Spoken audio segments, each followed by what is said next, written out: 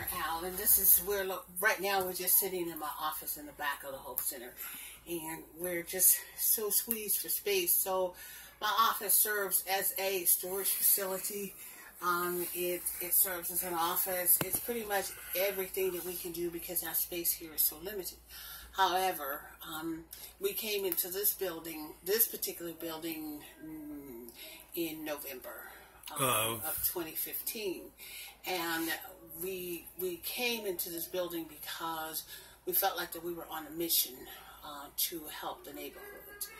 And so we came in with money out of our own pocket, and we paid what it took to open the doors, and we set out to let the neighborhood know that we were here. And since then, we have fed them, we've clothed them, we've loved them, we've hugged them through their times. We've been there with them in their good times.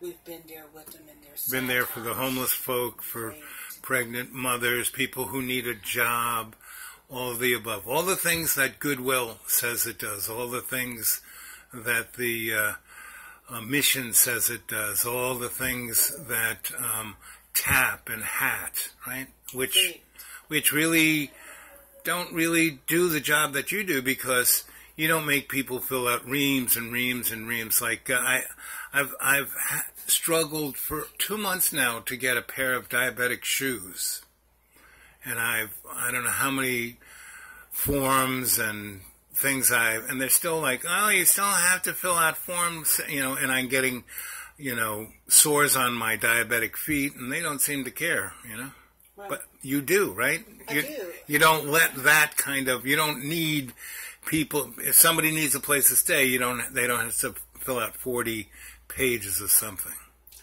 They don't, and they come in here, and if they have a need, and we have it, we give it to them. We don't try to sell it to them, Al. We don't try to bargain with them. We give it to them. Right. And you don't expect some other governmental entity to give you money for them. You're not amortizing the sorrow of other people for your benefit. That's true. And I was really just thinking about it. I was in a meeting earlier today and just kind of talking about how the poor people, how much they needed and how much that they were afraid to come forth to even try to get the things that are available to them. And, realization to me at that time was that we have so much red tape. We have so many forms to fill out, so many questions to answer, so many things that we have to do to get what little things are going to be given to us, that sometimes I think people feel like, well, what the heck, I'll just stay here. So, but that's not what we do here. We don't need to know your life history. We don't need to know that you fell on hard times and that you're here. We just need you to know that we're here. If we have it, you have it. You're not here to felonize people, because most institutions want to make you feel like a criminal, like you're doing something criminal. Absolutely.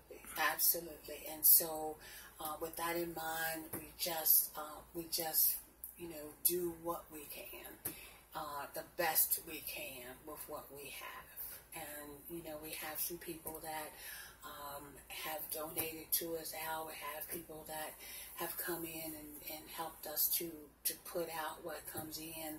But, we still have such a need for more people to help us help the poor.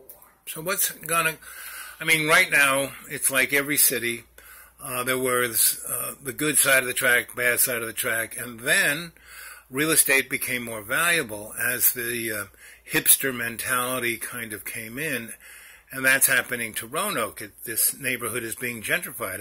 for as long as I've been here, 20 years, this was people, oh, don't worry about it, they're never coming here. But now that they just spent $6 million to redo 10th Street and made it so nice, they didn't do that for poor people. Well, they did a lot of things, but it wasn't for the community, because they came in, they took down a light that's been up there forever. A traffic light. A traffic light doesn't seem like much. Wow, they took down a traffic light. But what they did was they bottlenecked all the traffic up, so the people that were walking couldn't get across. The people that were riding their bike, they still can't get across. Even the people that are driving the cars are having a hard time getting across. But when we complained and we said to the city, hey, that doesn't work for us, it didn't matter, because guess what, Wayne? Al, it was on their track of beautifying their plan. And so their plan was to bypass 11th Street so the people won't stop. Right. But what it did was it really hampered the direction that we were going in. But we only live in the neighborhood, right. So why do they need to ask our opinion of what they think? And the within the Melrose Quarter, which I consider 581 to Peters Creek, from Shenandoah over to Orange Avenue, they're like 5 different neighborhood organizations, and they don't work together. Well, that's the thing that we haven't found. We haven't found a niche to, and it's not because we haven't reached out. I know we get a lot of flack, and we hear a lot of people saying, well, you guys work by yourself. Well, it's not by choice. It's not because we have not put ourselves out there. But yet here we are. And the time that we did work with, we thought we was working with the city council, turned out to be the worst thing that we could have done. And that was opening our doors to them, because then they found a way to try to close us down. So rather than helping us, they would have rather have we closed down. So, we went through a bitter fight for that for no reason. We lost a lot in that fight. We were treated badly, Al. We were talked about and treated badly. And you know what? Nobody has yet come back to the Hope Center and say, you know what? We're sorry. We didn't mean to undo the work that you all were doing, because guess what? We only get up every morning and come into this place and work. Nobody pays us. Nobody pays us to come in here to give to the neighborhood. But we were doing that on our own, and we weren't asking the city. We weren't down there every day begging them to come up here and send money. We were simply doing it because it needed to be done. And there are other entities like the churches and, the Mission, Manhattan Tap, and Goodwill, and your experience in trying to work with those guys. Well, yeah, we've done that too. And, like I say, people say, well, you guys are by yourself. But trust me, we've been there. We went to the Goodwill, and we sat down with them, and we told them that we were doing these things. We sat down at one point, and we even got into a grant that they were writing for, I think it was a job grant, and we were doing the same thing. We had the computers, and we were helping the people look for jobs, and so they said, okay, let's put you in the grant. And so we did. We filled out the paperwork. Guess what? They got the money. We didn't get a dime of that. Right. So we went on. It's like, okay, no fight, just okay. But yes, we've gone to those places. We worked with HAT. We went downtown when the homeless was out in the cold, and they came to us and they said, can you help us to get the homeless off the street this winter? And so guess what? We did. We brought them into our facility. We helped them to look for jobs. You know what? We spent months working with them. We had probably a better success rate than they did, because at the end of the day, we got some of those guys hired. We got them into jobs. We helped them to find places to live. So we did that. But you know what? At the end of the day, HAT got the money. We didn't get a dime of that. The only thing we got from that was the landlord threatening to cancel our lease because we had homeless people in the building. So that's what we got out of that particular deal. So, yeah, I can just go on and tell you, yes, we've reached out to every last one of these organizations. We've reached ourselves out. We've put ourselves out there to to be, or to let them know we were here, or to work with them. But at the end of the day, they always seem to find a way to get the money, and we just keep getting left out. But you know what? We realized that we weren't here because of the money. Because if that were the case, we would have just shut down when that time came. So here we are. We continuously do. So what is your take on why these organizations are only out for themselves to monetize the suffering of people? You know, the mission gets $30,000-$40,000 a head for everybody they stuff in their building, and yet they do nothing to get those folks off the drugs and alcohol because they don't want them. They want them to be suffering so they can, you know, keep them in their little bunk bed. I mean, it's almost like criminalization. Well, you know, it's kind of like this. If you heal a person, then they're no longer sick. And if they're no longer sick, then they don't need your services anymore. And so why would you fix a situation to where you no longer have a job? And so that's what those programs do. They continue to do things that really aren't fixers, because that way they'll always have a job. It's a job. Right. So when you get up every day and you go and you do that thing without getting paid, it becomes another story. It becomes it's a calling. It's a call. But as long as you get up every day and you, at the end of the week you get your check, then that's what it is. It's a job. You get paid, you go home.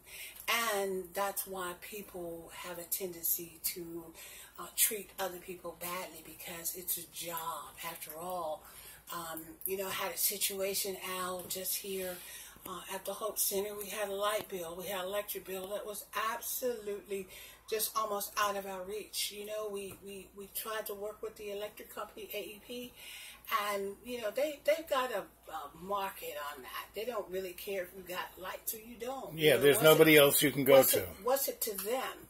And so the at the end of the day, they talk to you any kind of way. They are disrespectful, they don't care, and you either do it their way or there's no way. And at the end of the day, what do you do? What do you do? And that's basically how the system is. Even with other places, you do it their way, you go through the process, you go through those things, they keep their job, and that's it. That's it. And, you know, people really get tired of being treated bad. So how do you think this is all going to change? Because it can't keep going this way. It's not. It's not going to change, you know, because, you know, that's the system. The system is about money. It's about greed. It's about money. It's about my. It's not an our thing. It's not an our system. And until we come out of the my and get into the we, that's where we're going to be. It's my building, my church, my home, my money, everything is about me. So as long as we keep that attitude, then that's the way it's going to be. So what keeps you upbeat? How do you, you know, you're like looking at a 5 million mile high wall right at your nose, and you just kind of look straight up. I mean, how do you keep going day in, day out? Well, first of all, I didn't come down here because of me. I came down here because I believe that God sent me here. And because of that, because of knowing that and knowing Him, then it's not my job to try to figure out why somebody else is going to not or is. It's my responsibility, or it's on me to just do what I'm supposed to do. So, you know, and you're not coming from a doctoral way, like a specific religion, but, you know, your faith in God rather than your belief in this book or that book, right? And so my observation is that in reality, humans are actually good. They're not bad. Because if they were actually bad, we wouldn't be here anymore. We would have toasted ourselves a long time ago.